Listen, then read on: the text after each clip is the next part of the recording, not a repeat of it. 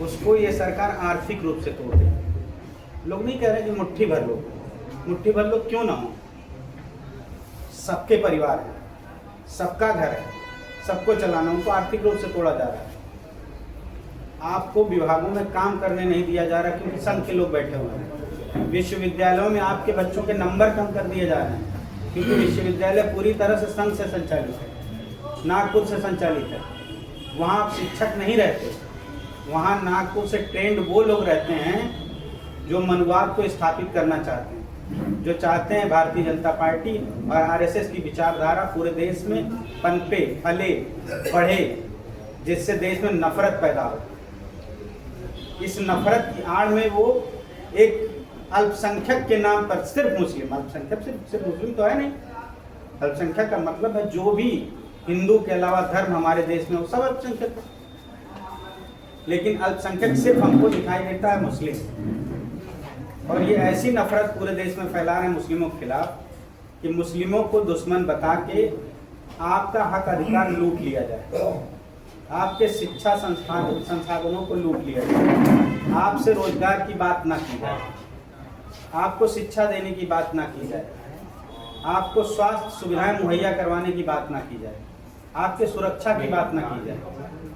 सिर्फ एक व्यक्ति को आपका दुश्मन बता के, पूरे देश का दुश्मन बता के आपसे सारे आपकी जरूरतें छीन लेने की कुचक रच रहे हैं लोग। ये वही लोग हैं जब इस देश की लड़ाई चल रही थी, आज़ादी की लड़ाई चल रही थी, ते अंग्रेजों के साथ गलतियाँ कर रहे थे, मुखबिरी कर रहे थे क्रांतिकारियों की। और आज क्या कर रहे हैं? आज आपके देश को गुलाम बनाने की पूरी साजिश रच रहे हैं। ये फादरलैंड बनाने चले थे और हुआ क्या देखा आपने? आपके जो मित्र राष्ट्र थे वो आज आपके दुश्मन बन गए। उन्होंने भी अपनी शर्तें आपके ऊपर लादना शुरू कर दिया है।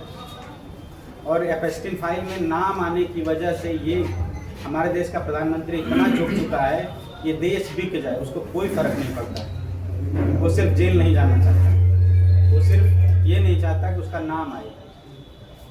और सही बात है कि हम लोगों को इस सेमिनार से लाभ बहुत तो नहीं होगा, लेकिन कम से कम ये जो 150 जिंदा लोग हैं वो हैं तो चर्चा तो कर रहे हैं, बातें तो आ रही हैं। हम कुछ करने की बात कर रहे हैं। राजू भाई हैं, पूरे आजमगढ़ में यूजीसी को लेके कोई ब्लॉक या कोई तहसील ऐसी नहीं बची जहाँ कार्यक्रम नहीं हुए। तो बात यह है कि समाज के जो मुद्दे हैं, समाज के जो समस्याएं हैं, उसको समाज के आखिरी छोर पे बैठे लोगों तक ले जाने की बात है। जब तक ले नहीं जाया जाएगा तब तक कोई समाधान नहीं होगा, क्योंकि इसमें हॉल में बैठे सभी लोग जागरूक हैं। ये लोग जानते हैं कि हमारे देश की समस्याएं क्या हैं, हमारी समस्याएं क्या हैं, इसका निदान हम कैसे कर सकते हैं। लेकिन निदान वाले रास्ते पे चलने के लिए समय नहीं है, संसाधन नहीं है, व्यवस्थाएं नहीं हैं, पहुंच नहीं पा रहे हैं। तो हमें इस पे भी चर्चा करनी चाहिए कि संसाधन इकट्ठे किए जाएं, लोगों को जोड़ा जाए, गांव-गांव पहुंचा जाए, अपनी चीज़ें लोगों को बताई जाएं, उनकी समस्याएं लोगों को बताई जाएं, देश के हालात लोगों को बताए जाएं, विश्वविद्यालयों के हालात लोगों को बताए जाएं। तब जाकर ये लड़ाई बड़ी हो सकती है और इस पर हम कुछ कर सकते हैं। और सही भी है कि निशांत कह रहे थे कि सत्ता बदलने से बहुत कुछ नहीं हो सकता, बिल्कुल नहीं हो सकता, लेकिन ये अजगर रूपी जो लोग सत्ता में बैठे हैं इनको बदलना बहुत जरूरी है। नहीं तो हम इसको सोचने लायक भी नहीं बचेंगे कि हम सत्ता के साथ साथ व्यवस्था परिवर्तित कर सकते हैं, क्योंकि निगल जाएंगे सभी, हम किसी लायक नहीं बचेंगे। हम ये कहते हैं हम देश बचाने निकले हैं, पहले हम अपने तो बचें। हम आप रहेंगे तब तो देश रहेगा।